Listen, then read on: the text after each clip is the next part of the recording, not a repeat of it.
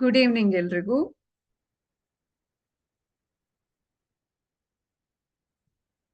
ಶುಭ ಸಂಜೆ.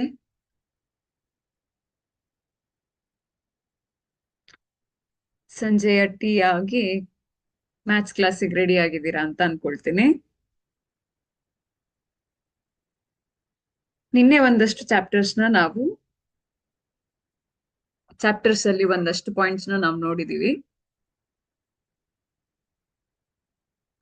ಇವತ್ತು ಇನ್ನು ಉಳಿದಿರೋ ಚಾಪ್ಟರ್ಸ್ ನೋಡ್ಕೊಳ್ಳೋಣ. ಉಳಿದಿರೋ ಟ್ರಯಾಂಗಲ್ಸ್ ಚಾಪ್ಟರ್ಸ್ ಪಾಠಗಳನ್ನ ನೋಡೋಣ.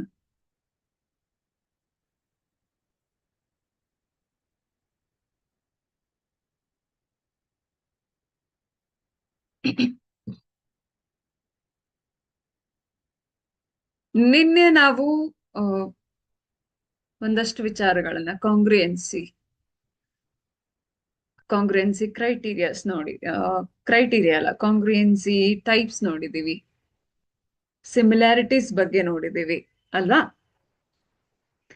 ಇವತ್ತು ಒಂದಷ್ಟು ಪ್ರಾಬ್ಲಮ್ಸ್ ನ ಸಾಲ್ವ್ ಮಾಡೋಣ ಅದ್ರ ವಿಚಾರವಾಗಿ. ಅದಲ್ಲದೆ ಒಂದು ಕಾಂಗ್ರೆನ್ಸಿ ವಿಚಾರವಾಗಿ ನೋಡೋಣ. ಸಿಮಿಲಾರಿಟಿ ಬಗ್ಗೆ ಮಾತಾಡ್ತಾ ಇದ್ದೀನಿ. Two triangles are similar if their corresponding angles are equal. ಎರಡು ಟ್ರಯಾಂಗಲ್ ತ್ರಿಭುಜ ಏನಿದೆ ಅದನ್ನ ಸಿಮಿಲರ್ ಅಂತ ಯಾವಾಗ ಹೇಳ್ತೀವಿ ಅಂತಂದ್ರೆ, ಒಂದು ಕಂಡೀಷನ್ ಏನು ಅಂದ್ರೆ ಕರೆಸ್ಪಾಂಡಿಂಗ್ ಅಂದ್ರೆ ಸಿಮಿಲರ್ ಆದಾಗ ನಮ್ಗೆ ಒಂದೇ ತರ ಕಾಣಿಸುತ್ತೆ, ಹೌದಾ. ಸೊ ಒಂದಕ್ಕೊಂದು ತಾಳೆ ಹಾಕಿದಾಗ, ಒಂದಕ್ಕೊಂದು ನಾವು ಕಂಪ್ಯಾರಿಸನ್ ಮಾಡಿದಾಗ ಅದ್ರ ಆಂಗಲ್ಸ್ ಈಕ್ವಲ್ ಇರುತ್ತೆ ಅಂತ. ಅಂದ್ರೆ ಅದ್ರ ಆಕಾರದ ಮೇಲೆ, ಈಗ ತ್ರಿಭುಜ ಒಂದೊಂದು ಕಡೆ ನೋಡಿದಾಗ ಒಂದೊಂದು ಆಕಾರದಲ್ಲಿ ನಮ್ಗೆ ಕಾಣೋ ಚಾನ್ಸಸ್ ಬರುತ್ತೆ. ಅಂದ್ರೆ ಒಂದ್ ಸೈಡ್ ದೊಡ್ಡದಾಗಿರ್ಬೋದು, ಇನ್ನೊಂದ್ ಸೈಡ್ ಚಿಕ್ಕದಾಗಿರ್ಬೋದು. ಸೊ ಆ ಆಕಾರದ ಮೇಲೆ ನಾವು ಕಂಪ್ಯಾರಿಸನ್ ಮಾಡಿದಾಗ ನಮ್ಗೆ ಆಂಗಲ್ಸ್ ಈಕ್ವಲ್ ಬರುತ್ತೆ.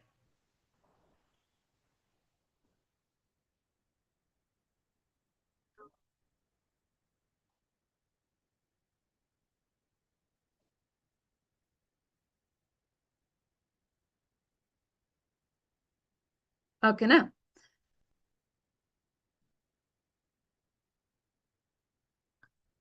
ಆಂಗಲ್ಸ್ ಈಕ್ವಲ್ ಬರ್ಬೇಕು. There corresponding angles are equal. Corresponding sides are in the same ratio. ನಾವು ಕಾಂಗ್ರುಯೆನ್ಸಿಲಿ ರೇಷಿಯೋಸ್ ಥ್ರೂ ನೋಡಲ್ಲ, ಸೈಡ್ಸ್ ಕೂಡ ಈಕ್ವಲ್ಸ್ ಇರಬೇಕು. ಆದ್ರೆ ಇಲ್ಲಿ ಸಿಮಿಲಾರಿಟೀಸ್ ಇದ್ದಾಗ ರೇಷಿಯೋಸ್ ಸೇಮ್ ಇರಬೇಕು. ಲೆಂತ್ ಚೇಂಜ್ ಇರೋ ಚಾನ್ಸಸ್ ಇದೆ. ಆದ್ರೆ ಎರಡು ಟ್ರಯಾಂಗಲ್ಸ್ ನಾವು ಸೆಟ್ ಮಾಡಿದಾಗ, ಅಂದ್ರೆ ಕಂಪೇರ್ ಮಾಡಿದಾಗ ಅದ್ರ ಸೈಡ್ಸ್ ರೇಷಿಯೋ ಸೇಮ್ ಇದ್ರೆ ಅದನ್ನ ಸಿಮಿಲಾರಿಟೀಸ್ ಅಂತ ಹೇಳ್ತೀವಿ. ಈ ಸಿಮಿಲಾರಿಟೀಸ್ ಅಲ್ಲಿ ಒಂದಷ್ಟು ಥಿಯರಮ್ಸ್ ಎಲ್ಲ ಇದೆ. ಹಾಗಾಗಿ ಇನ್ ಕೇಸ್ ಈ ಕರೆಸ್ಪಾಂಡಿಂಗ್ ಆಂಗಲ್ಸ್ ಎರಡು ಟ್ರಯಾಂಗಲ್ ಈಕ್ವಲ್ ಇದೆ ಅಂತ ಆದ್ರೆ ಈಕ್ವಿ ಆಂಗ್ಯುಲರ್ ಟ್ರಯಾಂಗಲ್ಸ್ ಅಂತ ಒಂದು ಹೇಳ್ತಾರೆ. ಈಕ್ವಿ ಆಂಗ್ಯುಲರ್ ಅಂದ್ರೆ ಎರಡು ಟ್ರಯಾಂಗಲ್ ಆಂಗಲ್ಸ್ ಸೇಮ್ ಇದೆ ಅಂತ ಅರ್ಥ. ಅದಕ್ಕೆ ಈಕ್ವಿ ಆಂಗ್ಯುಲರ್ ಅಂತ ಹೇಳ್ತೀವಿ. ಒಂದು ಫೇಮಸ್ ಗ್ರೀಕ್ ಮ್ಯಾಥಮೆಟಿಷಿಯನ್ ಏನ್ ಹೇಳಿದಾನೆ, ಥೇಲ್ಸ್ ಅನ್ನೋನು, ಎರಡು ಈಕ್ವಿ ಆಂಗ್ಯುಲರ್ ಟ್ರಯಾಂಗಲ್ ಅನ್ನ ನೋಡ್ಕೊಂಡು ಅವನೇನ್ ಹೇಳಿದಾನೆ ಅಂದ್ರೆ, the ratio of any two corresponding sides in equiangular triangles is always the same ಅಂತ. ಕರೆಸ್ಪಾಂಡಿಂಗ್ ಸೈಡ್ಸ್ ಅಂದ್ರೆ ಒಂದು ಸೈಡ್ ಆಫ್ ಒಂದು ಟ್ರಯಾಂಗಲ್, ಇನ್ನೊಂದು ಸೈಡ್, ಅದರ ರೇಷಿಯೋ ಕಂಪೇರ್ ಮಾಡಿದಾಗ ಈಕ್ವಲ್ ಇದೆ ಅಂತ ಹೇಳಿದಾನೆ. ಇದನ್ನ ಅವನು basic proportionality theorem result through ಹೇಳಿದಾನೆ. ಓಕೆನಾ. ಸೊ ಅದೇನಿದೆ ಅಂತ ನಾವು ನೆಕ್ಸ್ಟ್ ಕಲಿತಾ ಹೋಗೋಣ. ಈಗ ಇಲ್ಲಿ ಒಂದಷ್ಟು ಡಯಾಗ್ರಾಮ್ಸ್ ಇದೆ.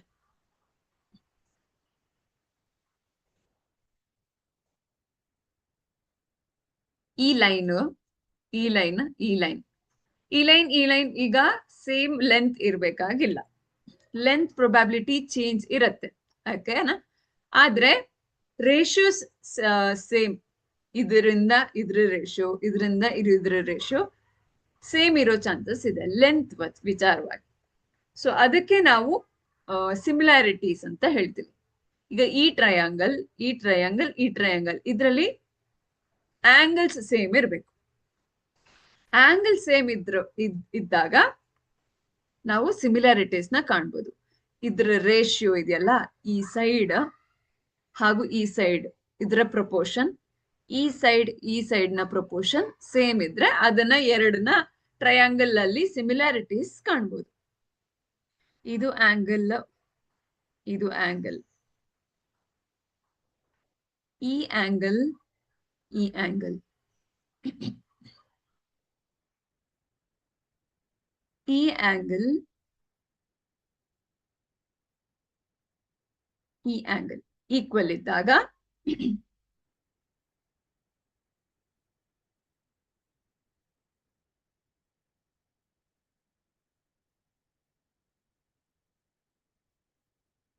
ಈಗ ಇಲ್ಲಿ angle A is equal to angle P ಆಗತ್ತೆ. Angle B is equal to angle Q. Angle C is equal to angle R. ಇದು ಕರೆಸ್ಪಾಂಡಿಂಗ್ ಆಂಗಲ್ಸ್. ಈಗ ಕರೆಸ್ಪಾಂಡಿಂಗ್ ಸೈಡ್ಸ್ ಏನಾಗತ್ತೆ? ಎ ಬಿ ಪಿ ಕ್ಯೂ ಆಗತ್ತೆ. Next A C P R ಆಗತ್ತೆ. Next B C Q R ಆಗತ್ತೆ. So ಇದು equal ಆಗಿದ್ರೆ ಇದಕ್ಕೆ ratio ಅಥವಾ ಪ್ರಪೋರ್ಷನ್ ಅಂತ ಹೇಳ್ತೀವಿ.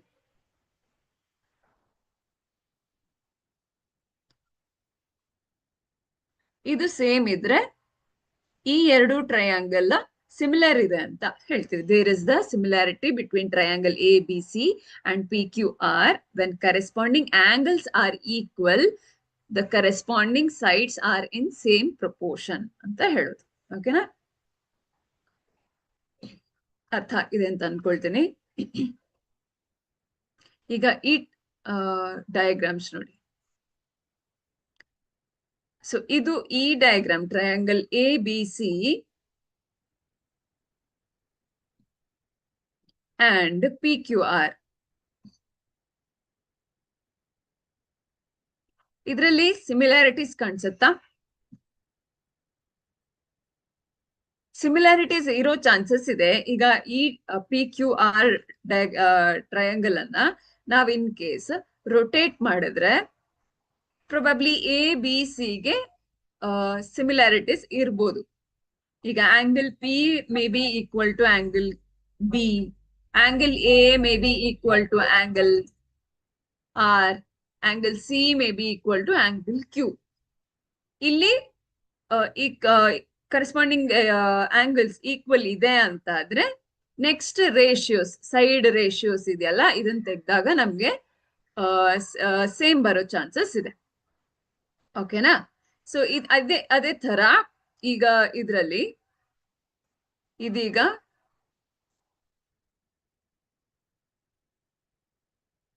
ರೆಕ್ಟಾಂಗಲ್ ತರ ಕಾಣಿಸ್ತಾ ಇದೆ, ಹೌದಾ?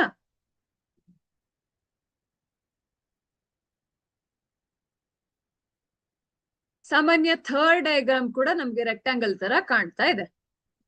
ರೆಕ್ಟಾಂಗಲ್ ಅಲ್ಲಿ ನಮ್ಗೆ 90 ಡಿಗ್ರಿ, ಹೌದಾ? ಆಂಗಲ್ಸ್ ಎಲ್ಲ 90 ಡಿಗ್ರಿ ಆಗುತ್ತೆ.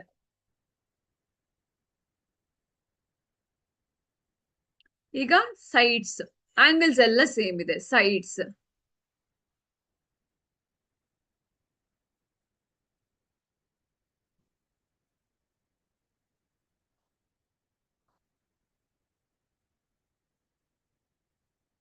ಆಂಗಲ್ಸ್ ಎಲ್ಲ ಸೇಮ್ ಇದೆ.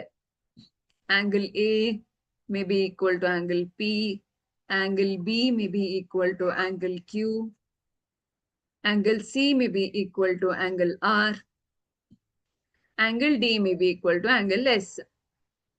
ಇದೆಲ್ಲಾನು ಈಕ್ವಲ್ ಅಂತಾನೆ ಹೇಳ್ಬೋದು, ಯಾಕಂದ್ರೆ ಇದೆಲ್ಲಾನು ಈಕ್ವಲ್ ಟು 90 ಡಿಗ್ರಿ, ಹೌದಾ? ಈಗ ನಮ್ಗೆ ಸೈಡ್ಸ್ ಇದೆಯಲ್ಲ ಅದನ್ನ ನೋಡ್ಬೇಕು. So A B by P Q, ಈ ರೇಷಿಯೋ ಅಂತಂದ್ರೆ ನಮ್ಗೆ ಪಿ ಬೈ ಕ್ಯೂ ಫಾರ್ಮಲ್ ಇರುತ್ತೆ. ಅಂದ್ರೆ ನಾವು ಡಿವಿಷನ್ ಮಾಡ್ತೀವಲ್ಲ ಆ ಫಾರ್ಮಲ್ ಇರುತ್ತೆ. ಆದ್ರೆ ನಮ್ಗೆ ಈ ಡಿವಿಷನ್ ಆಗೋ ಫಾರ್ಮ್ ಇದೆಯಲ್ಲ ಅದನ್ನ ನಾವು ಕಂಪ್ಲೀಟ್ ಆಗಿ ಡಿವೈಡ್ ಮಾಡಲ್ಲ, ನಾವು ಹೋಲ್ ನಂಬರ್ ಅಲ್ಲೇ ಇಟ್ಕೊಳ್ತೀವಿ. ಫಾರ್ ಎಕ್ಸಾಂಪಲ್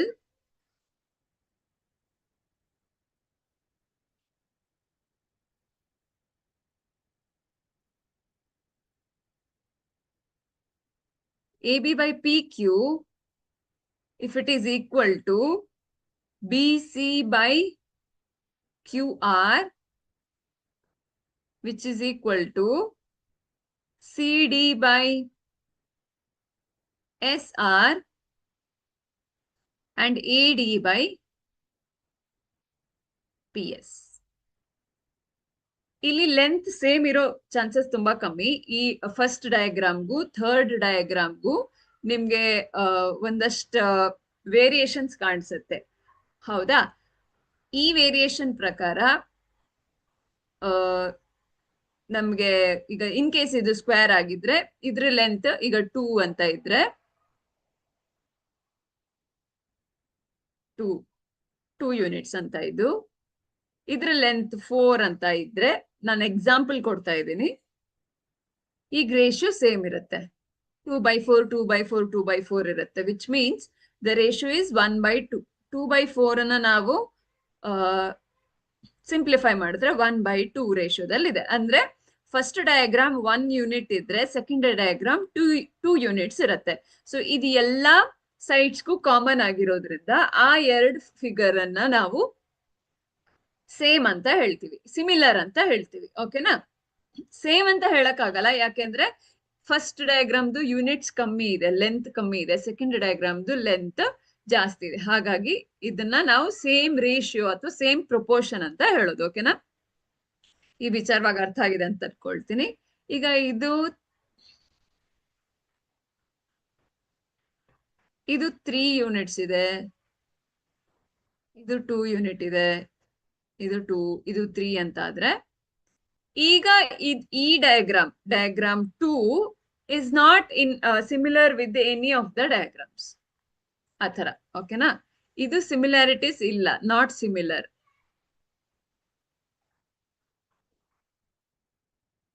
ಈ ಡಯಾಗ್ರಾಮ್ ಮತ್ತೆ ಈ ಡಯಾಗ್ರಾಮ್ ನಾಟ್ ಸಿಮಿಲರ್. ಈ ಡಯಾಗ್ರಾಮ್ ಮತ್ತೆ ಈ ಡಯಾಗ್ರಾಮ್ ನಾಟ್ ಸಿಮಿಲರ್. ಯಾಕೆ ಅಂದ್ರೆ ಇದ್ರದ್ದು ರೇಷಿಯೋ ಇದೆಯಲ್ಲ, ಅದು ಈಕ್ವಲ್ ಇಲ್ಲ. ಹಾಗಾಗಿ ಡಯಾಗ್ರಾಮ್ 1 ಮತ್ತೆ ಡಯಾಗ್ರಾಮ್ 3 ಸಿಮಿಲರ್ ಇದೆ.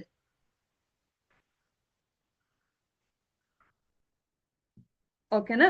ಇದು ಸಿಮಿಲಾರಿಟಿ ಅಂತ ಅಂದ್ರೆ.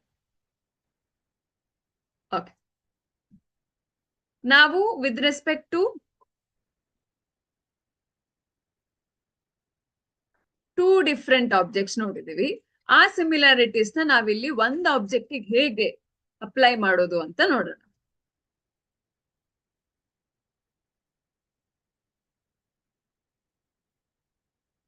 ಥಿಯರಮ್ ಏನ್ ಹೇಳ್ತಾ ಇದೆ? If a line is drawn parallel to one side of the triangle. Okay, ಈ ಸೈಡ್ಗೆ ಲೈನ್ ಅನ್ನ ಡ್ರಾ ಮಾಡಿದ್ದಾರೆ, ಇದು ಪ್ಯಾರಲಲ್ ಅಂತ ಹೇಳ್ತಿದ್ದಾರೆ. ಓಕೆನಾ? ನಾವು ಪ್ರೂಫ್ ಅಲ್ಲಿ ಗಿವನ್ ಏನೇನ್ ಕೊಟ್ಟಿದ್ದಾರೆ ಅಂತ ಬರ್ಕೊಂಡು ಹೋಗೋಣ. ಗಿವನ್ ಅಂತ ಬರೆಯೋದು. ಯಾಕೆ ಗಿವನ್ ಅಂತ ಬರಿತಿದ್ದೀವಿ ಅಂದ್ರೆ ನಮ್ಗೆ ಕ್ಲಾರಿಟಿ ಸಿಗತ್ತೆ ಅವ್ರು ಏನೇನ್ ಕೊಟ್ಟಿದ್ದಾರೆ, ನಾವ್ ಏನ್ ಫೈಂಡ್ ಔಟ್ ಮಾಡ್ಬೇಕು ಅಂತ. Given is DE parallel to BC. ಓಕೆನಾ? So one side of the triangle to intersect the other 2 sides in distinct points. So D and E intersects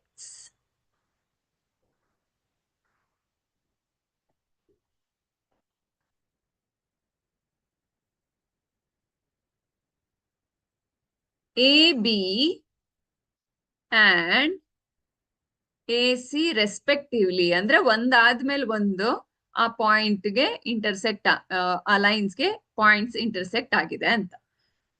the other 2 sides are divided in same ratio. ಅಂದ್ರೆ ನಾವು prove ಮಾಡ್ಬೇಕಾಗಿರೋದು AD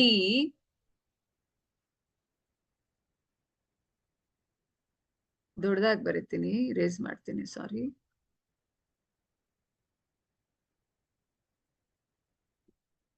ಇದು proof ಮಾಡ್ಬೇಕಾಗಿರೋದು.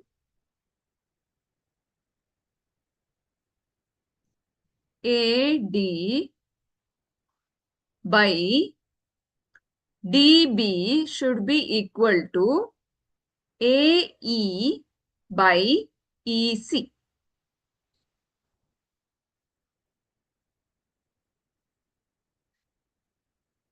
ಓಕೆನಾ? ನಾವು construction ಮಾಡಬೇಕು. ಏನ್ construction ಮಾಡ್ಬೇಕು, ಯಾಕೆ ಇದನ್ನೆಲ್ಲ ಬರಿಬೇಕು ಅಂದ್ರೆ, ಸಿಂಪಲ್ ಆಗಿ ಡಯಾಗ್ರಾಮ್ ಡ್ರಾ ಮಾಡಿದ್ರೆ ಅಲ್ಲಿ ಕನ್ವೆ ಆಗಲ್ಲ. ನಾವು ಬರ್ದಾಗ ಅದನ್ನ ಡಿಟೇಲ್ ಮಾಡಿದಾಗ ಅದು ಕ್ಲಿಯರ್ ಆಗಿ ಕನ್ವೆ ಆಗತ್ತೆ. ಸೊ ಕನ್ಸ್ಟ್ರಕ್ಷನ್ ಏನು? Join BE and DC. BE DC join ಮಾಡಿದಾಗ ನಮ್ಗೆ ಎರಡು ಟ್ರಯಾಂಗಲ್ ಸಿಗತ್ತೆ. ಒಂದು ಇದು, ಇನ್ನೊಂದು ಇದು. ಓಕೆನಾ? ಇನ್ನೊಂದು draw NE perpendicular to AD and DM or MD perpendicular to AE. ಯಾಕೆ ಅಂದ್ರೆ ನಮ್ಗೆ AD ಮತ್ತೆ DB ಸಿಗ್ಬೇಕು, AE ಮತ್ತೆ EC ಸಿಗ್ಬೇಕು. ಓಕೆನಾ? ಇದೆರಡು ಪ್ಯಾರಲಲ್ ಅಂತ ಕೊಟ್ಟಿದ್ದಾರೆ, ಬೇರೆ ಯಾವ ಕಂಡೀಷನ್ಸ್ ನಮ್ಮ ಹತ್ರ ಇಲ್ಲ. ಇಲ್ಲಿ ನಾವು ಪರ್ಪೆಂಡಿಕ್ಯುಲರ್ ಡ್ರಾ ಮಾಡಿದಾಗ 90 ಡಿಗ್ರಿ ಫಾರ್ಮೇಶನ್ ಆಗತ್ತೆ. ಹೌದಾ? ಈ 90 ಡಿಗ್ರಿ ಫಾರ್ಮೇಶನ್ ಆದಾಗ ನಮ್ಗೆ ಏರಿಯಾಸ್ ಫೈಂಡ್ ಔಟ್ ಮಾಡೋದು ಈಸಿ ಆಗತ್ತೆ. ಇದು ಹೈಟ್ ಆಗತ್ತೆ, ಇದು base. So base into height is the area. ನಾವು ಏರಿಯಾ ಪ್ರೂವ್ ಮಾಡ್ತಾ ಹೋದಾಗೆ ಟ್ರಯಾಂಗಲ್ಸ್ ಈಕ್ವಲ್ ಅಂತ ಹೇಳಿದ್ರೆ ಪ್ರೊಪೋರ್ಷನಾಲಿಟಿನ ನಾವು ತೋರಿಸ್ಬೋದು. ಆ ಕಾರಣಕ್ಕೆ ನಾವಿಲ್ಲಿ ಪರ್ಪೆಂಡಿಕ್ಯುಲರ್ ತೋರಿಸ್ತಿದೀವಿ. ಹಾಗೂ ಇದು ಇಲ್ಲೊಂದು ಟ್ರಯಾಂಗಲ್ ತೋರಿಸ್. ನಮ್ಗೆ ಇದು ಟ್ರಪೇಸಿಯಂ ತರ ಇದೆ. ಪ್ಯಾರಲಲ್ ಸೈಡ್ಸ್ ಮತ್ತೆ ಅಪೋಸಿಟ್ ಸೈಡ್ ನಾಟ್ ಈಕ್ವಲ್ ಇದೆಯಲ್ಲ, ಇದು ಟ್ರಪೇಸಿಯಂ ತರ ಇದೆ. ಆದ್ರೆ ಅದಕ್ಕೆ ಡಯಾಗ್ನಲ್ ಮಾಡಿದಾಗ ನಮ್ಗೆ ಏನಾಗುತ್ತೆ, ಎರಡು ಟ್ರಯಾಂಗಲ್ಸ್ ಸಿಗತ್ತೆ. ಎರಡು ಟ್ರಯಾಂಗಲ್ಸ್ ಸಿಕ್ಕಿದಾಗ ನಾವು ಈ ಪ್ಯಾರಲಲ್ ಲೈನ್ ಇದೆಯಲ್ಲ, ಇದನ್ನ ಕನ್ಸಿಡರ್ ಮಾಡಿಕೊಂಡು ಪ್ರೂವ್ ಮಾಡೋದಿಕ್ಕಾಗತ್ತೆ. ಇದೆರಡು ಪ್ಯಾರಲಲ್ ಲೈನ್ ಮಧ್ಯ ಇರೋದ್ರಿಂದ ಪ್ರೊಪೋರ್ಷನಾಲಿಟಿನೂ ನಮ್ಗೆ ಪ್ರೂವ್ ಮಾಡೋದಿಕ್ಕಾಗತ್ತೆ. ಹಾಗಾಗಿ 1 by 1 ಹೇಳ್ಕೊಡ್ತಾ ಹೋಗ್ತೀನಿ.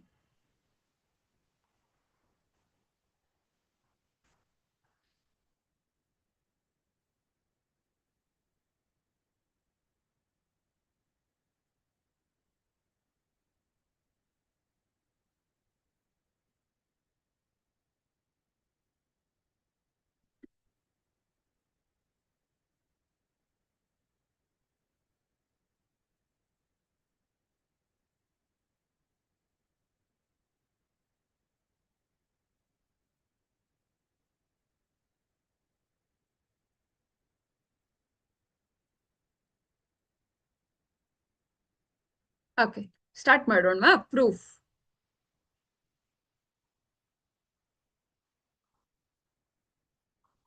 ನನ್ ಜೊತೆಗೆ ಬರ್ಕೊಳ್ಳಿ. ಜಾಗ ಸಾಕಾಗಲ್ಲ ಅಂತ ನಾನು ನೆಕ್ಸ್ಟ್ ಸ್ಲೈಡ್ಗೆ ಹೋಗೋದ್ರಿಂದ ನಿಮ್ಗೆ ಹಿಂದಿಂದು ಕಾಣಿಸಲ್ಲ. ಅಂದ್ರೆ ಈ ಸ್ಲೈಡ್ ಕಾಣಿಸಲ್ಲ. ನೆಕ್ಸ್ಟ್ ಸ್ಲೈಡ್ಗೆ ಹೋದ್ರೆ ಇಲ್ಲಿ ಜಾಗ ಸಾಕಾಗಲ್ಲ. ಒಟ್ಟಿಗೆ ಹಾಕಿದ್ರೆ ನಿಮ್ಗೆ ಅದು ಕಡ್ಲೆಪುರಿ ಹಾಕ್ದಂಗ ಆಗತ್ತೆ, ಏನು ಕ್ಲಾರಿಟಿ ಕಾಣಿಸಲ್ಲ. ನೆಕ್ಸ್ಟ್ ಸ್ಲೈಡ್ಗೆ ಹೋಗೋ ಚಾನ್ಸಸ್ ಇದೆ. ಓಕೆನಾ? ಓಕೆ, ನೆಕ್ಸ್ಟ್ ಸ್ಲೈಡ್ ಖಾಲಿ ಇಟ್ಕೊಂಡಿದ್ದೀನಿ. ನೆಕ್ಸ್ಟ್ ಸ್ಲೈಡ್ ಅಲ್ಲಿ ಪ್ರೂವ್ ಮಾಡ್ತೀನಿ, ಕಂಟಿನ್ಯೂ ಮಾಡ್ತೀನಿ ಪ್ರೂಫ್ ಅನ್ನ. ನಾನು ಹೇಳ್ದಾಗೆ ಏರಿಯಾ ಆಫ್ ಟ್ರಯಾಂಗಲ್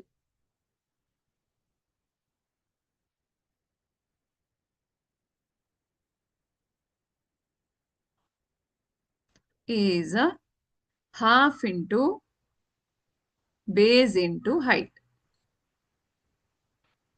ಈ ಕಾನ್ಸೆಪ್ಟ್ ಥ್ರೂ ನಾವು ಪ್ರೂವ್ ಮಾಡೋಣ.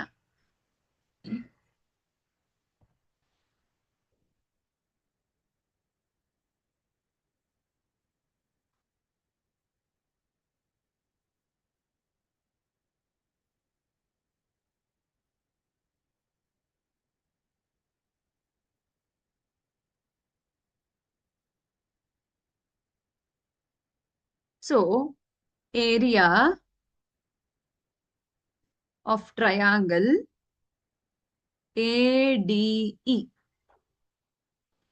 is half into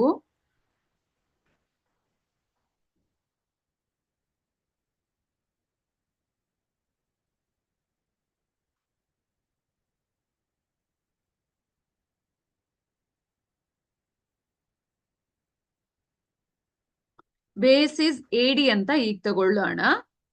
AD, ಯಾಕೆಂದ್ರೆ ನಮ್ಗೆ ವಿತ್ ರೆಸ್ಪೆಕ್ಟ್ ಟು AD ಬೇಕು. ಓಕೆನಾ. ನೆಕ್ಸ್ಟ್ AE ಬೇಕಾದಾಗ ನಾವು AE ಯೂಸ್ ಮಾಡೋಣ. ಯಾಕಂದ್ರೆ ಇಲ್ಲಿ ನಮ್ಗೆ ಯಾವ್ದು ಬೇಕಾದ್ರೂ ಹೈಟ್ ತರ ತಗೊಳ್ಬಹುದು. MD ಕೂಡ ಹೈಟ್ ತಗೊಳ್ಬಹುದು, NE ಲೈನ್ ಕೂಡ ಹೈಟ್ ಆಗಿ ತಗೊಳ್ಬಹುದು. AD into height is NE ಅಂತ ತಗೊಳ್ತೀನಿ. ಇನ್ನು ಒಂದು ಬರ್ಕೊಳ್ಳೋಣ. So I can write area of triangle ADE will be equal to half into DM or MD into base is AE. ಆ ತರನೇ ಬರೆಯೋಣ. ಫಾರ್ಮುಲಾ ಹೇಗಿದೆಯೋ ಅದೇ ತರ ಬರೆಯೋಣ.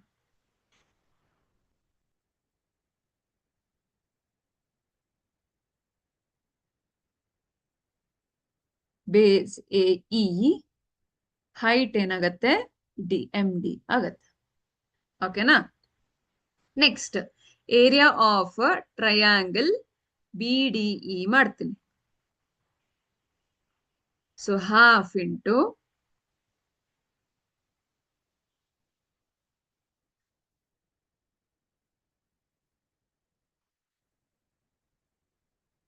ಬೇಸ್. ಈಗ ಇದು ಹೈಪೋಟನಸ್ ಆಗತ್ತಲ್ಲ, ಇದು ಬೇಸ್ ಆಯ್ತು, ಇದು ಹೈಟ್ ಆಗತ್ತೆ.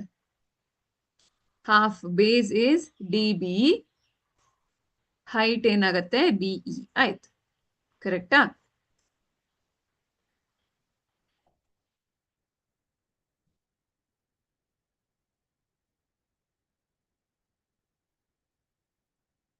ಸಾರಿ, BE ಅಲ್ಲ, NE ಆಗತ್ತೆ. ಯಾಕೆ ಅಂದ್ರೆ ಇದು ಅಕ್ಯೂಟ್ ಅಥವಾ ಒಬ್ಟ್ಯೂಸ್ ಆಂಗಲ್ ಇದ್ದಾಗ ನಾವು ರೈಟ್ ಆಂಗಲ್ ನ ಕ್ರಿಯೇಟ್ ಮಾಡಿ ನಾವು ಅದನ್ನ ಹೈಟ್ ಅಂತ ತಗೊಳ್ತೀವಿ. ನಿಮಗ್ ನೆನಪಿದ್ಯಾ? ಈ ತರ ಅಕ್ಯೂಟ್ ಆಂಗಲ್ ಇದ್ರೆ ನಾವು ಈ ತರ ಹೈಟ್ ಕ್ರಿಯೇಟ್ ಮಾಡ್ತೀವಿ. ಇದು ಹೈಟ್ ಆಗತ್ತೆ. ಇನ್ ಕೇಸ್ ಒಬ್ಟ್ಯೂಸ್ ಆಂಗಲ್ ಇದ್ರೆ, ಈ ತರ ಇದ್ರೆ ಇದನ್ನ ಹೈಟ್ ಅಂತ ಮಾಡ್ತೀವಿ. ಸೊ ಇಲ್ಲಿ ಈ ತರ ಇದೆ, ಹಾಗಾಗಿ NE ಆಗತ್ತೆ, BE ಆಗಲ್ಲ.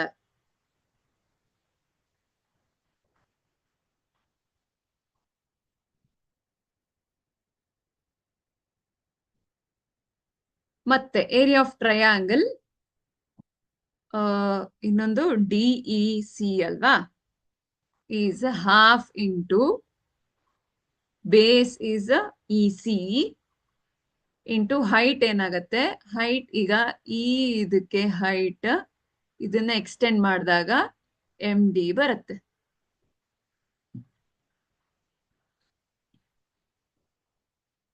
ಓಕೆನಾ. ಇದನ್ನ 1 ಅಂತ ಕನ್ಸಿಡರ್ ಮಾಡಿ, ಇದನ್ನ 2 ಅಂತ ಕನ್ಸಿಡರ್ ಮಾಡ್ತೀನಿ.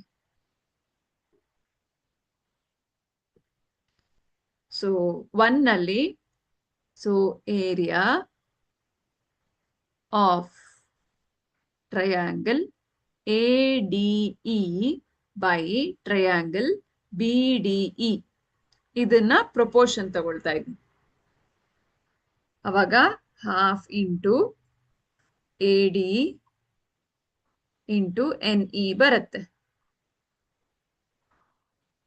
ಈಗ half into DB into NE ಬರುತ್ತೆ. NE ಕ್ಯಾನ್ಸಲ್ ಆಗತ್ತೆ, ಹಾಫ್ ಕೂಡ ಕ್ಯಾನ್ಸಲ್ ಆಗತ್ತೆ. ಆವಾಗ AD ಬೈ DB ಬರುತ್ತೆ. ಹೌದಾ? ಇಲ್ಲಿ ಬಂತ. ಈಗ ಇದು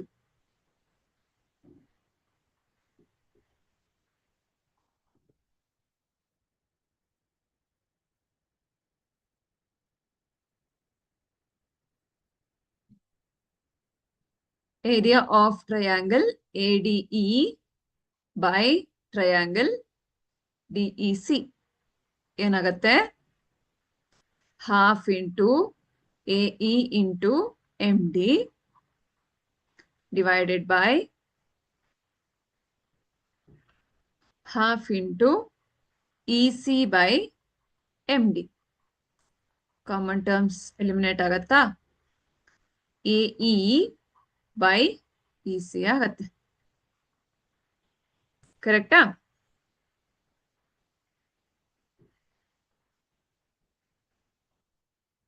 ಈಗ ಟ್ರಯಾಂಗಲ್ ಎ ಡಿ ಇ ಎರಡರಲ್ಲೂ ಕಾಮನ್ ಇದೆ. ಸೊ ಎರಡರಲ್ಲೂ ಕಾಮನ್ ಇದೆ. ಸೊ ಕಾಮನ್ ಬೇಸ್ ಅಲ್ಲಿ ನಮ್ಗೆ ಇದೆರಡು ಟ್ರಯಾಂಗಲ್ ಇದೆ. ಅಂಡ್ ಪ್ಯಾರಲಲ್ ಲೈನ್ಸ್ ಮಧ್ಯ ಇರೋದ್ರಿಂದ ನಮ್ಗೆ ಕಾಮನ್ ಬೇಸ್ ಅಲ್ಲಿ ಪ್ಯಾರಲಲ್ ಲೈನ್ಸ್ ಮಧ್ಯ ಇರೋದ್ರಿಂದ ಟ್ರಯಾಂಗಲ್ ಬಿ ಡಿ ಇ ಮತ್ತೆ triangle E D C common ಅಂದ್ರೆ ಸೇಮ್. ನಾನು ನೆಕ್ಸ್ಟ್ ಇದರಲ್ಲಿ ಬರೀತೀನಿ. ಸೊ 2 minutes ವೇಟ್ ಮಾಡ್ತೀನಿ, ಕಾಪಿ ಮಾಡ್ಕೊಳ್ಳಿ.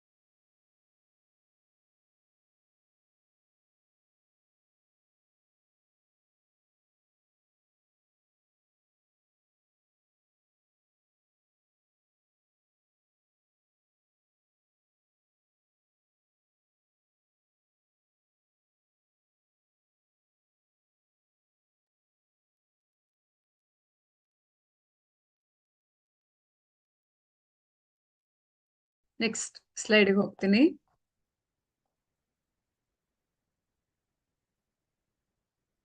Okay.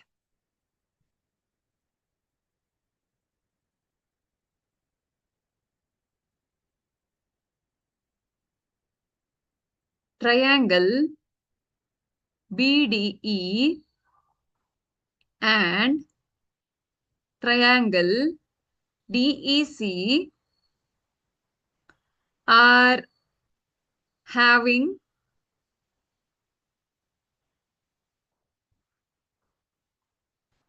DE as same base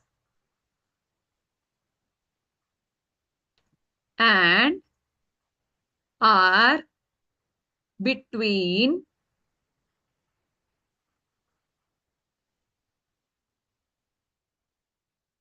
BC parallel to DE. Therefore, area of triangle BDE is equal to area of triangle DEC.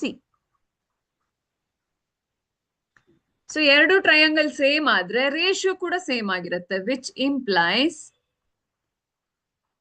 Area of triangle ADE by triangle BDE is equal to area of triangle ADE by triangle DEC. ಇದೆರಡು area ratio same ಆದ್ರೆ ಏನಾಗುತ್ತೆ? AD by DB is equal to AE by EC.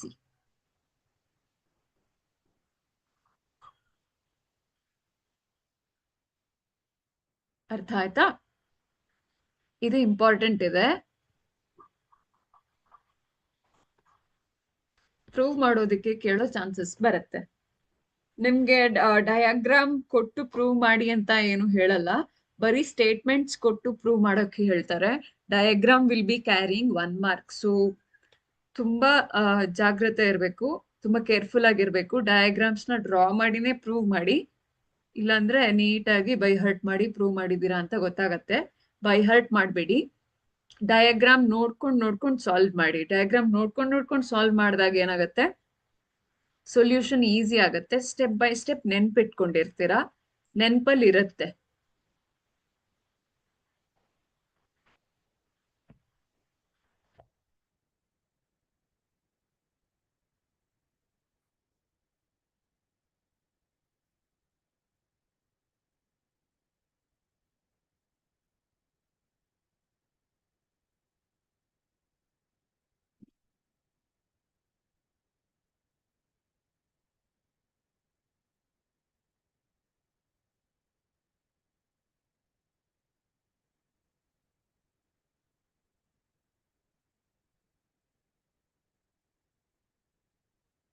Next solve ಮಾಡೋಣವಾ?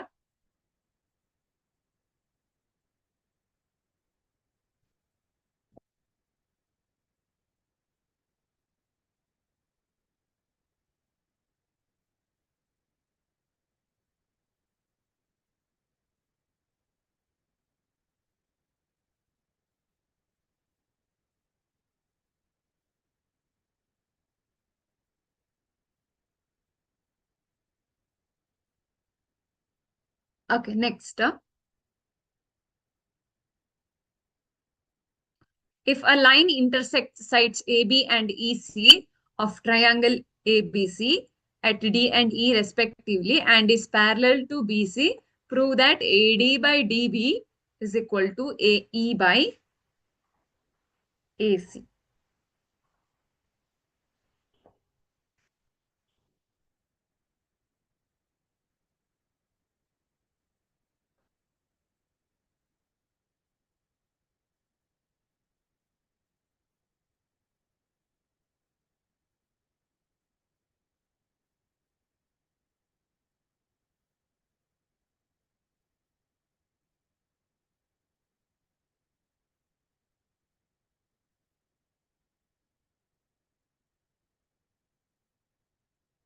Okay.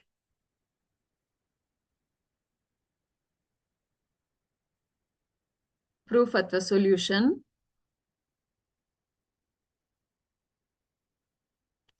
So DE is parallel to BC. Okay, na? To prove AD by DB is equal to AE by AC.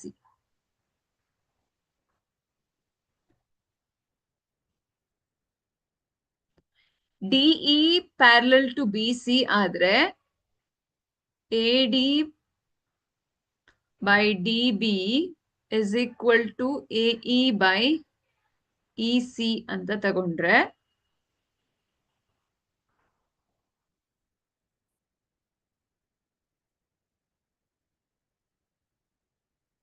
ನಾವಿದನ್ನ prove ಮಾಡ್ಬೇಕಾಗಿರೋದು. ಓಕೆನಾ? ಈ ತರ ಇದ್ರೆ prove ಹೇಗ್ ಮಾಡ್ತೀರಾ ಅಂತ.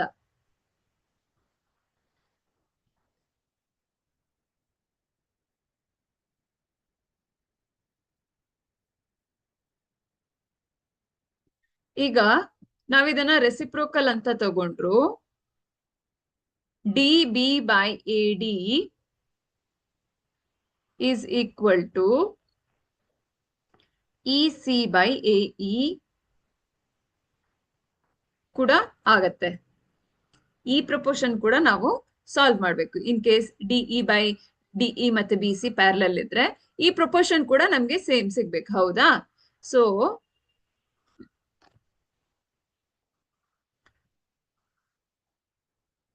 ಎರಡಕ್ಕೂ ಒಂದೊಂದು ಆಡ್ ಮಾಡೋಣ.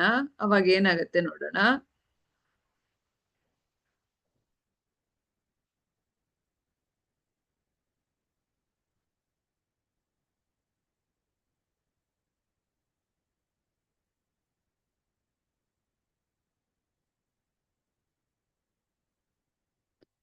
ಲೆಫ್ಟ್ ಹ್ಯಾಂಡೆಡ್ ಸೈಡ್ ಅಲ್ಲಿ ಮಾತ್ರ ಸಾಲ್ವ್ ಮಾಡಕ್ಕಾಗಲ್ಲ. ಸೊ ಲೆಫ್ಟ್ ಹ್ಯಾಂಡ್ಗೆ ನೀವು ಒಂದು ಆಡ್ ಮಾಡಿದ್ರೆ ರೈಟ್ ಹ್ಯಾಂಡ್ಗೂ ನೀವು ಆಡ್ ಮಾಡಬೇಕು. ಆವಾಗ AD ಆಗತ್ತೆ. ಕರೆಕ್ಟಾ? So what is DB plus AD? LCM ತಗೊಳ್ತಾ ಇದ್ದೀನಿ. ಇಲ್ಲಿ EC ಪ್ಲಸ್ AE ಆಗತ್ತೆ by AE. So DB plus AD ಏನಾಗತ್ತೆ? AB ಆಗತ್ತೆ. ಕರೆಕ್ಟಾ? AD ಆಯ್ತು. EC ಪ್ಲಸ್ AE ಅಂದ್ರೆ AC ಆಯ್ತು. AC by AE. ಕರೆಕ್ಟಾ? Which implies AD by AB is equal to AE by AC. Hence proved or hence proof. ನಾವು last theorem ಈ theorem same ಇದೆಯಲ್ಲ ಅಂತ ಕೇಳ್ಬೋದು. ಲಾಸ್ಟ್ ಥಿಯರಮ್ ಈ ಥಿಯರಮ್ ಬೇರೆ ಬೇರೆ ಇದೆ. ಲಾಸ್ಟ್ ಥಿಯರಮ್ ಏನಿತ್ತು? Ratio of AD by DB, AE by EC, ಎರಡು ಪ್ಯಾರಲಲ್ ಲೈನ್ಸ್ ಇದ್ರೆ ರೇಷಿಯೋ ಸೇಮ್ ಇದೆ ಅಂತ. ಇಲ್ಲಿ AD by AB ಕೊಟ್ಟಿದ್ದಾರೆ, the whole line or the whole side of triangle ABC with respect to the intersection. ಅದು ratio ನಾವು same ಅಂತ ಇಲ್ಲಿ ಪ್ರೂವ್ ಮಾಡಿದೀವಿ. ಓಕೆನಾ? ಇದು ಕೂಡ 3 ಮಾರ್ಕ್ಸ್ ಬರೋ ಚಾನ್ಸಸ್ ಇದೆ. 2 or 3 ಮಾರ್ಕ್ ಕ್ವಶನ್ ಆಗಿರುತ್ತೆ ಇದು.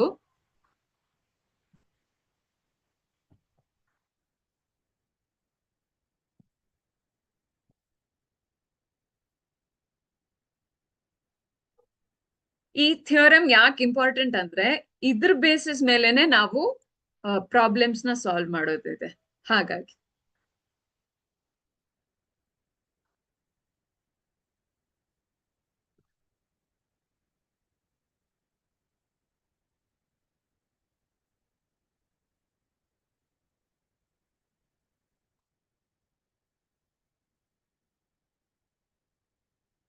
ನೆಕ್ಸ್ಟ್ ಏನಿದೆ ನೋಡೋಣವಾ?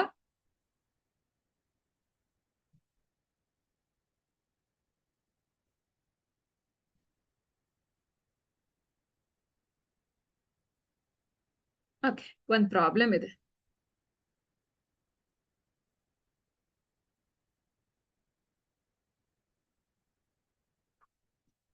ಫಿಗರ್ 1 ಮತ್ತೆ 2 DE is parallel to BC ಅಂತ ಕೊಟ್ಟಿದ್ದಾರೆ. So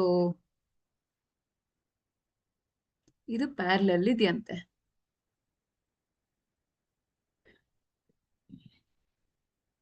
find EC. EC ಏನಿದೆ ಅಂತ ಫೈಂಡ್ ಔಟ್ ಮಾಡಬೇಕು. And find AD. AD ಏನಿದೆ ಅಂತ ಫೈಂಡ್ ಔಟ್ ಮಾಡಬೇಕು. Okay, since DE is parallel to BC,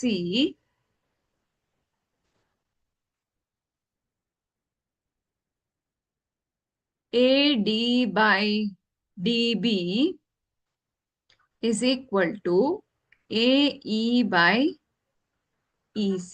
ಹೌದಾ?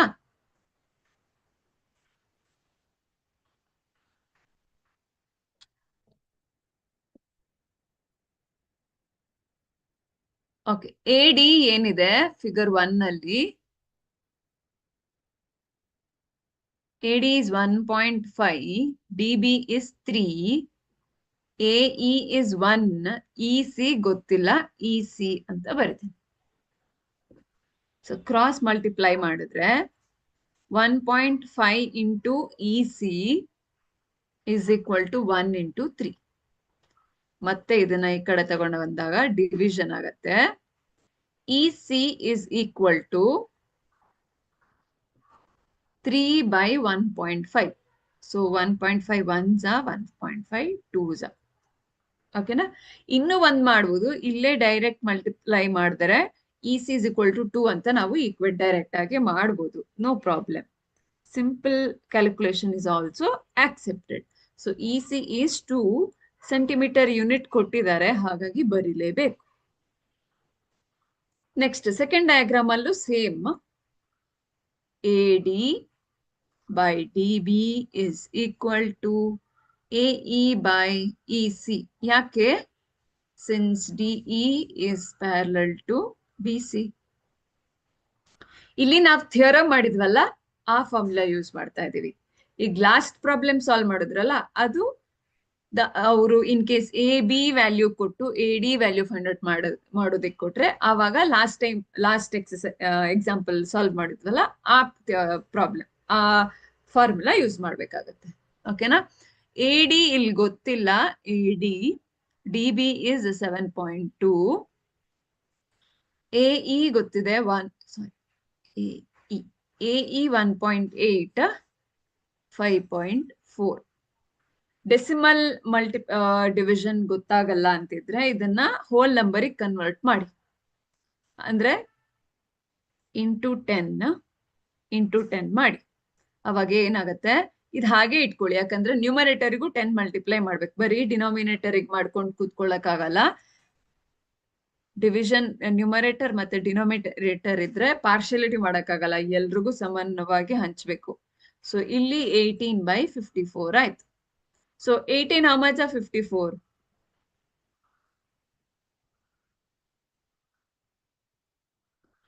1s are 3s are, ಹೌದಾ? ಸೊ ಇಲ್ಲಿ 7.2 ಮತ್ತೆ 3 ಈಕ್ವಲ್ ಇಲ್ಲ, ಹಾಗಾಗಿ ನಿಮ್ಗೆ ನಾನು ಇಲ್ಲಿ ಹೇಳಿದಿನಲ್ಲ ಆ ಮೆಥಡ್ ಸಾಲ್ವ್ ಮಾಡಕ್ ಆಗಲ್ಲ.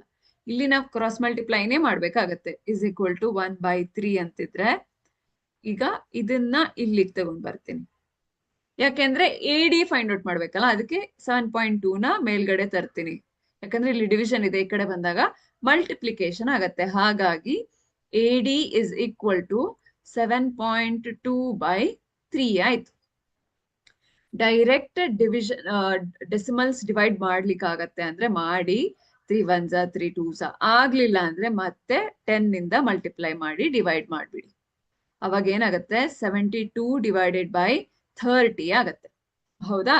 ಸೊ ಇಲ್ಲಿ 30, ಇಲ್ಲಿ 72. ನಾವಿಲ್ಲಿ ರೇಷಿಯೋ ಫೈಂಡ್ ಔಟ್ ಮಾಡ್ತಾ ಇಲ್ಲ, ವ್ಯಾಲ್ಯೂ ಫೈಂಡ್ ಔಟ್ ಮಾಡ್ತಾ ಇದೀವಿ. ಹಾಗಾಗಿ ನಮ್ಗೆ ಇದನ್ನ ಕಂಪ್ಲೀಟ್ ಆಗಿ ಸಾಲ್ವ್ ಮಾಡ್ಲೇಬೇಕಾಗಿದೆ. ಸೊ 32s are 60, 12 ಬರುತ್ತೆ. ನೆಕ್ಸ್ಟ್ ಸಾಲ್ವ್ ಮಾಡಕ್ ಆಗಲ್ಲ, ಸೊ ಡೆಸಿಮಲ್ ತಗೊಂಡು ನಾನು ಒಂದು 0 ತಗೊಳ್ತೀನಿ, 1 0 at a time. So 34s are 120. Answer 0 ಬಂತು. ಸೊ ಇದು 2.4 ಸೆಂಟಿಮೀಟರ್ ಅಲ್ಲಿ ಇದೆ. AD is 2.4 centimetre.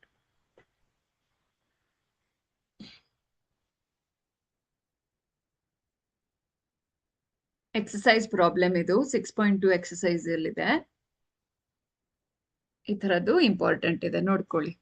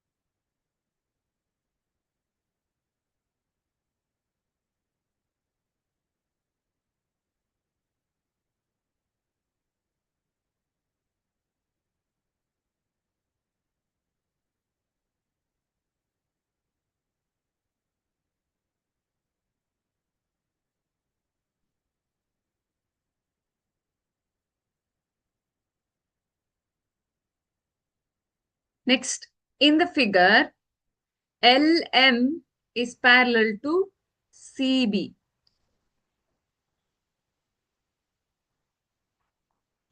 So, LM parallel lines ಅನ್ನ ಆರೋ ಮಾರ್ಕ್ ಇಂದಾನೆ ತೋರಿಸ್ಬೇಕು.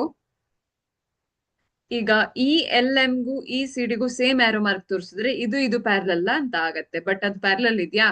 ಇದನ್ನ ಎಕ್ಸ್ಟೆಂಡ್ ಮಾಡಿದ್ರೆ ಇಲ್ಲಿ ಜಾಯಿನ್ ಆಗುತ್ತೆ, ಸೊ ಅದು ಪ್ಯಾರಲಲ್ ಇಲ್ಲ. ಸೊ ಸೇಮ್ ಆರೋ ಮಾರ್ಕ್ ಇಂದ ತೋರಿಸ್ಬೇಕು. LN is parallel to CD. So ಇದನ್ನ ಡಬಲ್ ಆರೋ ಮಾರ್ಕ್ ಇಂದ ತೋರಿಸ್ತೀನಿ. Prove that AM by AB is equal to AN by AD. Okay, ನಾವು ಲಾಸ್ಟ್ ಟೈಮ್ ಎಲ್ಲ ಒಂದೇ ಟ್ರಯಾಂಗಲ್ ಅಲ್ಲಿ ನೋಡಿದೀವಿ, ಹೌದಾ? ಏನಂತ AN ಅದಾಗ ಸೆಕೆಂಡ್ ಪ್ರೂವ್ ಮಾಡಿದೀವಲ್ಲ, ಅದೇ ತರ ನಾವೀಗ ಪ್ರೂವ್ ಮಾಡ್ಬೇಕಾಗತ್ತೆ.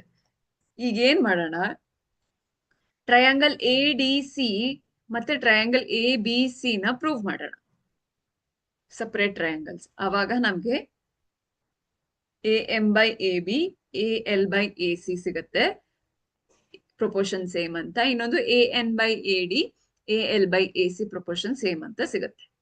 ALAC ಎರಡು ಟ್ರಯಾಂಗಲ್ ಅಲ್ಲೂ ಸೇಮ್ ಅಂತ ಆದಾಗ ನಮ್ಗೆ ಇದು ಎರಡು ಪ್ರಪೋರ್ಷನ್ ಸೇಮ್ ಅಂತ ಪ್ರೂವ್ ಮಾಡ್ಬೋದು. ಕರೆಕ್ಟಾ? ಇಲ್ಲಾಂದ್ರೆ ಇದ್ರದ್ದು ಪ್ಯಾರಲಲ್ ಲೈನ್ಸೇ ಬೇರೆ ತರ ಇದೆ, ಇದ್ರದ್ದು ಪ್ಯಾರಲಲ್ ಲೈನ್ಸೇ ಬೇರೆ ತರ ಇದೆ. ಇದು ಎರಡನ್ನ ನಾವು ಸೇಮ್ ಅಂತ ಹೇಳೋದಿಕ್ಕಾಗಲ್ಲ. ಟ್ರಯಾಂಗಲ್ ABC ಮತ್ತೆ ಟ್ರಯಾಂಗಲ್ ADC ಮಧ್ಯ ಸೇಮ್ ಅಂತ ಸಿಮಿಲಾರಿಟೀಸ್ ತೋರಿಸಿ ನಾವು ಪ್ರೂವ್ ಮಾಡ್ಬೋದು. ಅರ್ಥ ಆಯ್ತಾ? ಸೊ ಫಸ್ಟ್ ಟ್ರಯಾಂಗಲ್ ABC ಅಂತ ತಗೊಳ್ಳೋಣ. ಓಕೆ, ನಾನು ಇದೇ ಪೇಜ್ ಅಲ್ಲಿ ಪ್ರೂವ್ ಮಾಡ್ತೀನಿ. ಇನ್ ಟ್ರಯಾಂಗಲ್ ABC ಏನ್ ಕೊಟ್ಟಿದ್ದಾರೆ? LM is parallel to CB ಅಂತ ಕೊಟ್ಟಿದ್ದಾರೆ. ಹೌದಾ?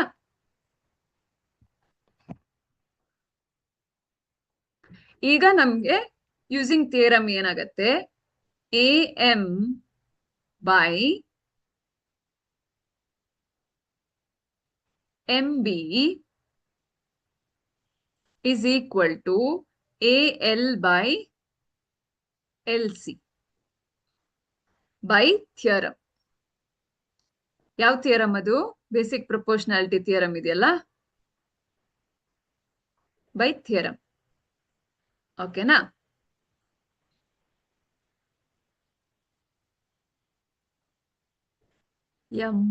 MD ಅಲ್ಲ,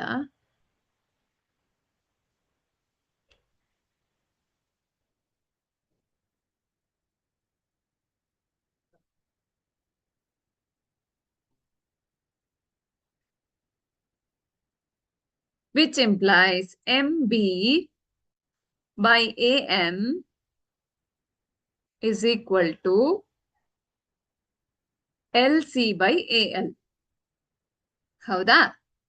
ಈಗ ನಾವ್ ಏನ್ ಮಾಡ್ಬೇಕು? ಏನ್ ಪ್ರೂವ್ ಮಾಡಿದೀವಿ? 1 ಆಡ್ ಮಾಡೋದು ಎರಡೂ ಕಡೆ. ಅವಾಗ ಏನಾಗತ್ತೆ? ನಮ್ಗೆ ಹೋಲ್ ಲೆಂತ್ ಸಿಗತ್ತೆ. ಕರೆಕ್ಟಾ? So MB by AM plus 1 is equal to LC by AL plus 1. ನಾವ್ ಯಾಕೆ ರೆಸಿಪ್ರೋಕಲ್ ತಗೊಳ್ತಾ ಇದೀವಿ ಅಂತಂದ್ರೆ ನಮ್ಗೆ MB ಪ್ಲಸ್ AM ಮಾಡಿ ನಮ್ಗೆ AM ರಿಟೈನ್ ಆಗ್ಬೇಕು, ಯಾಕಂದ್ರೆ AB ಸಿಗ್ಬೇಕು. ಹಾಗಾಗಿ ರೆಸಿಪ್ರೋಕಲ್ ಮಾಡ್ತಾ ಇದೀವಿ. ಯಾಕೆ ಡೈರೆಕ್ಟ್ ಆಗಿ ಆಡ್ ಮಾಡ್ತಿಲ್ಲ ಅನ್ನೋ ರೀಸನ್ ಅದು. ನಮ್ಗೆ MB ನ LCM ಅಂತ ತಗೊಂಡ್ರೆ AM plus MB by MB ಬರುತ್ತೆ. ನಮ್ಗೆ MB ಬೇಕಾಗಿಲ್ಲ, ನಮ್ಗೆ ಇಲ್ಲಿ AM by AB ಬೇಕು. ಹಾಗಾಗಿ ಓಕೆನಾ? ಈಗ LCM AM ಅಂತ ತಗೊಂಡ್ರೆ MB plus AM LC plus AL by AL. ಈಗ ಏನಾಗುತ್ತೆ? MB plus AM ಏನಾಗುತ್ತೆ? AB by AM. LC plus AL ಏನಾಗತ್ತೆ? LC plus AL AC ಆಗತ್ತೆ. AC by AL. ಸೊ ಇದು ಒಂದ್ ಅಂತ ತಗೊಳ್ಳೋಣ, equation 1.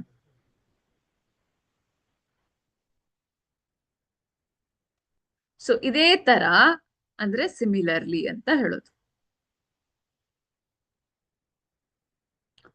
Similarly in triangle ADC LN is parallel to CD.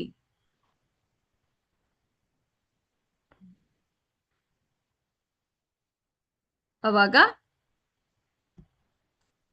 AL by LC is equal to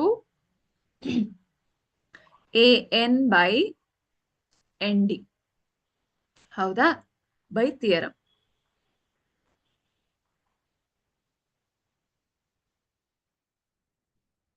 ಈಗ ಮತ್ತೆ reciprocal ಮಾಡೋಣ.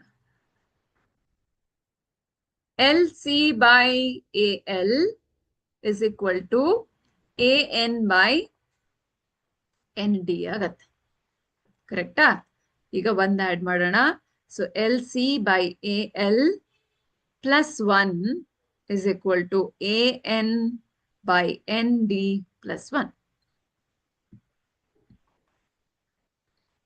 AL LCM ತಗೊಂಡ್ರೆ LC plus AL is equal to AN plus ND by ND. LC plus AL ಏನಾಯ್ತು? AC. AC by AL is equal to AD by ND ಆಯ್ತು. ಹೌದಾ?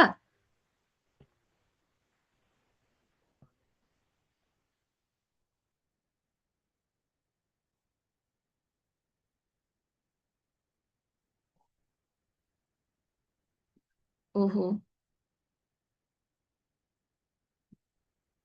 ಇಲ್ಲಿ AN ರೆಸಿಪ್ರೋಕಲೇ ಮಾಡಿಲ್ಲ ನಾನು. ಎಕ್ಸ್ಟ್ರೀಮ್ಲಿ ಸಾರಿ ಆಯ್ತಾ, ಹಾಗೆ ಬರ್ಬಿಟ್ಟೆ. ಸೊ ಇದು ND by AN, ಅವಾಗ ND by AN ಆಗತ್ತೆ. ND plus AN by AN.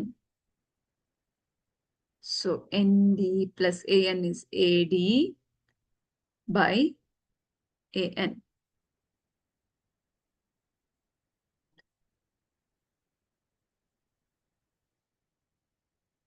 ಇದು equation 2. So AB by AM is equal to AC by AL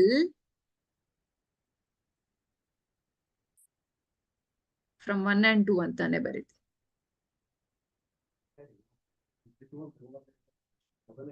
Which is equal to AD by AN ಆಯ್ತು.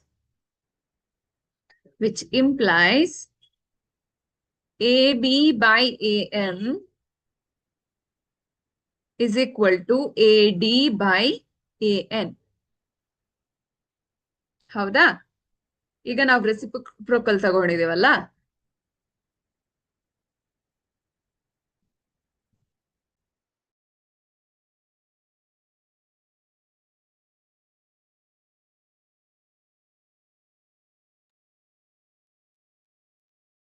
So reciprocal ಮಾಡಿದಾಗ AM by AB is equal to AN by AD. Hence proved.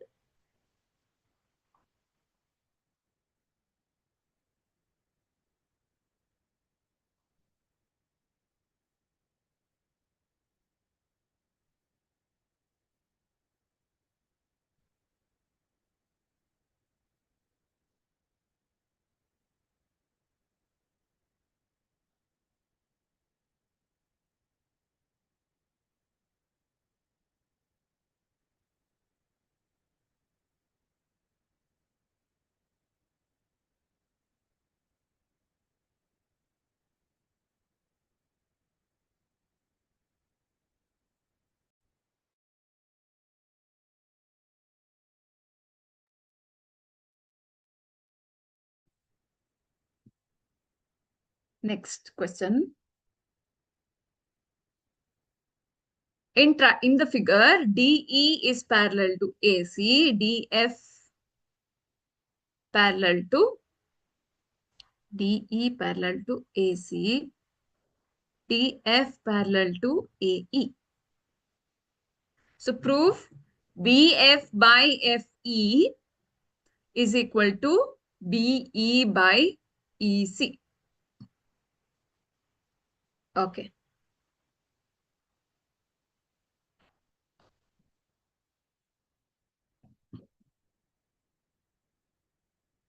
ABC ತಗೊಂಡ್ರೆ DE is parallel to AC ಅಂತ ಇದೆ. ಅದನ್ನ ತಗೊಳ್ಳೋಣ first. So in triangle ABC, DE is parallel to AC. ಹೌದಾ? So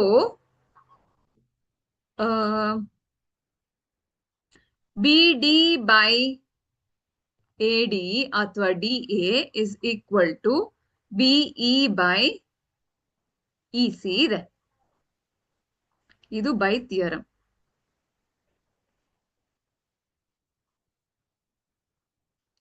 BE by E C ಇದೆ. ನಾವೀಗ B D by A B E F E ತರ prove ಮಾಡ್ಬೇಕಾಗತ್ತೆ. ಸೊ ನೋಡ್ತಾ ನೋಡ್ತಾ ಹೇಗ್ ಬರುತ್ತೆ ಅಂತ ನೋಡೋಣ.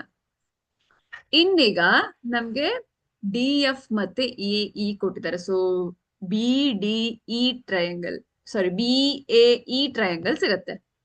So in triangle B A E, D F is parallel to A E ಇದೆ.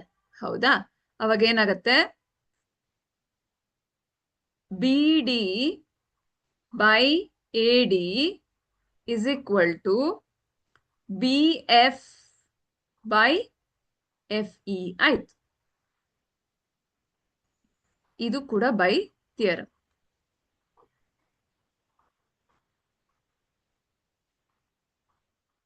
ನಮ್ಗೆ ಇಲ್ಲಿ ಕಾಮನ್ ಏನಿದೆ? B D by A D common ಇದೆ. So from 1 and 2, BE by EC is equal to BF by F. Hence proved.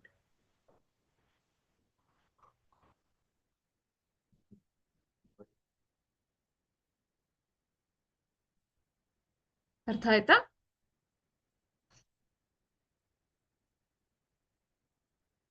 ಇದು easy ಇದೆ. 2 or 3 marks ಕೊಡೋ chances ಇರುತ್ತೆ. ಈ ಪ್ಯಾರಲಲ್ ಇದ್ದಾಗ ಅದ್ರ ಪ್ರಪೋರ್ಷನ್ ಸೇಮ್ ಅನ್ನೋ ಕಾನ್ಸೆಪ್ಟ್ ನಿಮ್ ತಲೆಯಲ್ಲಿದ್ರೆ ನೆಕ್ಸ್ಟ್ ಎಲ್ಲಾ ಪ್ರಾಬ್ಲಮ್ಸ್ ಕೂಡ ಸಾಲ್ವ್ ಮಾಡೋದು ಈಸಿ ಆಗುತ್ತೆ.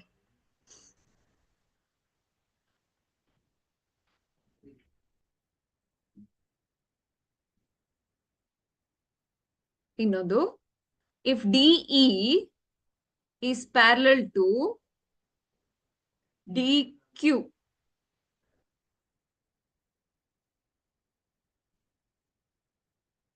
ಡಿ ಕ್ಯೂ ಹೀಗೆ ಬರುತ್ತೆ.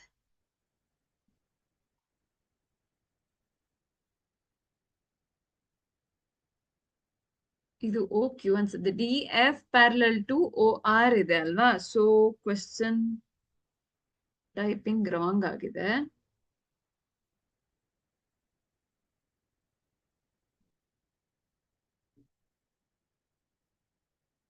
ಸೊ ಡಿ ಕ್ಯೂ ಅಲ್ಲ, ಇದು O Q.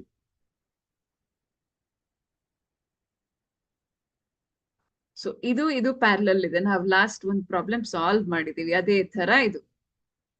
D F parallel to O R ಇದ್ದಾಗ show that E F is parallel to Q R ಅಂತ ಕೊಟ್ಟಿದ್ದಾರೆ. ಅಂದ್ರೆ ಇದು 3 ಆರೋ ಮಾರ್ಕ್ಸ್ ಅಲ್ಲಿ ಹಾಕ್ತೀನಿ. ನಾವ್ ಇದನ್ನ ಪ್ರೂವ್ ಮಾಡ್ಬೇಕಾಗಿರೋದು. ನೋಡೋಣ. ಸೊ ಗಿವನ್ ತಗೊಳ್ಳೋಣ. ಓಕೆನಾ? ಗಿವನ್ ಏನಿದೆ? DE is parallel to O Q, DF is parallel to OR to prove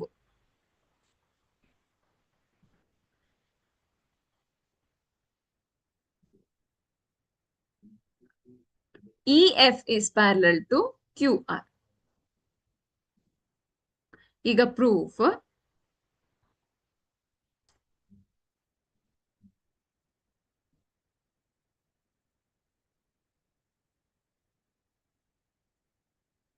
ಒಂದು ಟ್ರಯಾಂಗಲ್ POR ತಗೊಳ್ತೀನಿ. POR ಅಲ್ಲಿ DF is parallel to OR ಅಂತ ಇದೆ. ಹೌದಾ? ಅವಾಗ PF by FR is equal to PD by OD ಆಗತ್ತೆ by theorem. ಕರೆಕ್ಟಾ? Next, from triangle POQ ನಮ್ಗೆ ಏನ್ ಕೊಟ್ಟಿದ್ದಾರೆ? DE is parallel to OQ ಕೊಟ್ಟಿದ್ದಾರೆ. ಅವಾಗ PE by EQ is equal to PD by OD ಆಗತ್ತೆ. ಸೊ ಇದು ಕೂಡ ಬೈ ಥಿಯರಮ್ ಆಯ್ತು. ಸೊ ಇದು 1 ಅಂತ ತಗೊಂಡು ಇದು 2 ಅಂತ ತಗೊಂಡ್ರೆ ಫ್ರಮ್ 1 and 2 ಏನಾಗತ್ತೆ, ಇಲ್ಲಿ ನಮ್ಗೆ P D by O D same ಇದೆ. So P F by F R is equal to P E by E Q ಆಗತ್ತೆ.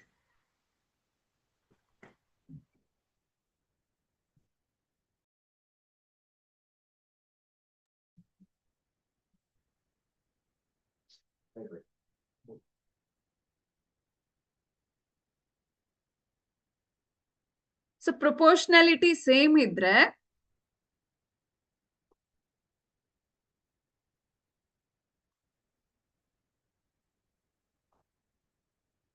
ಕನ್ವರ್ಸ್ ಆಫ್ ಥಿಯರಮ್ ಅಂತ ಇದೆ. ಅದ್ರಲ್ಲಿ ಏನ್ ಹೇಳತ್ತೆ, ಈಗ ಏನಾಗಿದೆ, P F by F R P E by E Q ratio same ಇದೆ ಅಂತ ಅಂದ್ರೆ, which implies E F is parallel to Q R ಅಂತ ಇದೆ. By converse of basic proportionality theorem.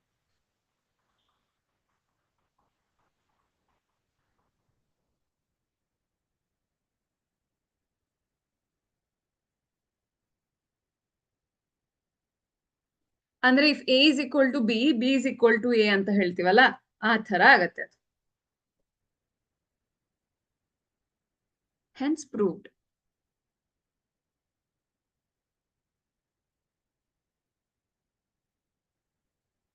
ಓಕೆನಾ? ಅರ್ಥ ಆಗಿದೆ ಅಂತ ಅನ್ಕೊಳ್ತೀನಿ.